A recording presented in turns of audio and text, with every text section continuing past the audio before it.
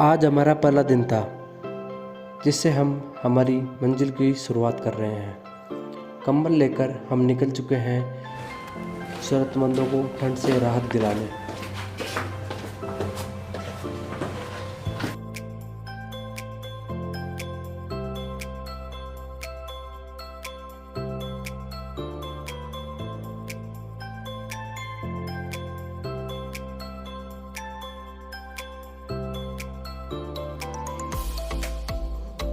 अब तक हमें ज़्यादा ठंड का एहसास नहीं था, पर जैसे ही हम बाहर निकलते हैं तो पता चलता है कि ठंड बहुत बढ़ चुकी है।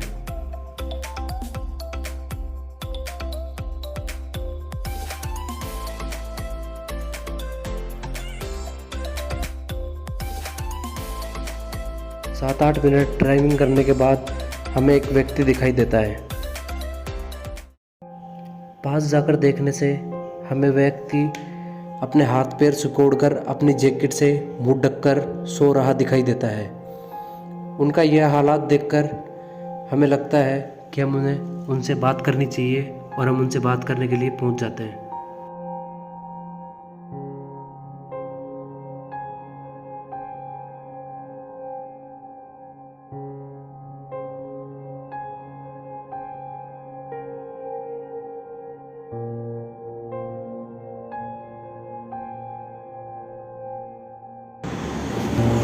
भाई साहब कंबल, सर्दी नहीं लग रही क्या अंकल आपको? सर्दी नहीं लग रही? हाँ, कंबल चाहिए क्या? कंबल, हाँ, कंबल चाहिए आपको? नहीं चाहिए? अरे भैया ठंड है बहुत तेज, ठंड है ना? क्या कंबल दे दे? ठंड लग रही है क्या? हाँ लग रही है तो फिर इधर देख के तो बात करो। एक बार खाना खा लिया क्या आपने? हाँ खाना खा लिया, सर्दी मालूम बस सर्दी लग रही है ना, खाना वाना तो खा लिया ना? आपको सिर्फ कंबल चाहिए ना? खाना खा लिया। लो कंबल, आप इधर आराम से लेटो, ऊपर लेटो, आ जाओ। हाँ उधर लेट जाओ ना आप। क्या गाड़ी चढ़ी थी? क्या चढ़ती है? गाड़ी चल रही है, गाड़ी नहीं यार देखो, ऊपर आ जाओ आप, ऊपर आ जाओ, ऊपर आ जाओ, आ जाओ,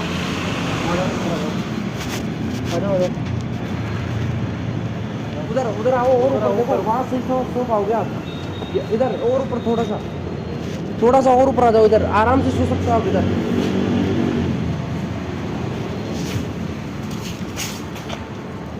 वे खाना वाना तो खा लिया ना आपने? खा लिया। हाँ खा लिया। सिर्फ ठंड की जरूरत वो है ना आपको? ठंड महसूस हो रही है भयंकर बस? हाँ तो लो कंबल लो। ये भाई साहब जिस जगह सो रहे थे वह सोने के हिसाब से सही जगह नहीं थी, तो हमने उनसे अनुरोध कर उनको दूसरी जगह सुलाने का निर्णय लिया। सही जगह सुलाकर उनको ठंड से राहत देने के लिए कंबल ओढ़ा दिया गया, जिससे वो सुकून से अपनी रात काट सके।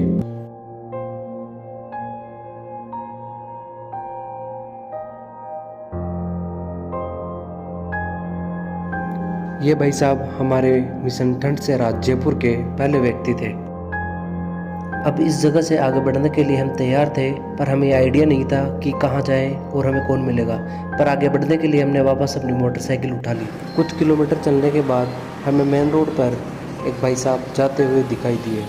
उन भाई साहब के पीठ पर एक बोरा था और वो कदम से कदम बढ़ाए आगे की तरफ बढ़ते जा रहे थे।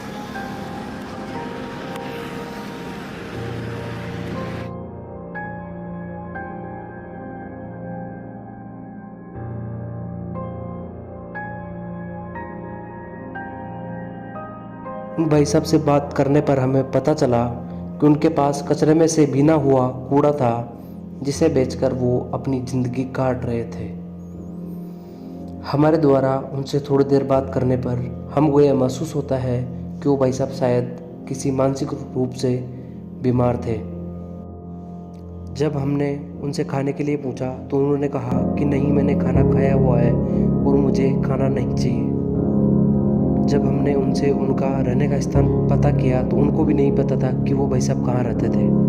रात बहुत ज़्यादा होने के कारण हमको ऐसा लग रहा था कि उनको खुद को भी पता नहीं है कि वो आज कहाँ रुकेंगे। हमें यह लगा कि ये भाई साहब कहीं भी सो सकते हैं, इसलिए हमने उनको ठंड से राहत देने के लिए एक कंबल ओढ़ा दिया ताकि वो जहाँ भी रहे चैन से अपनी रात काट सकें।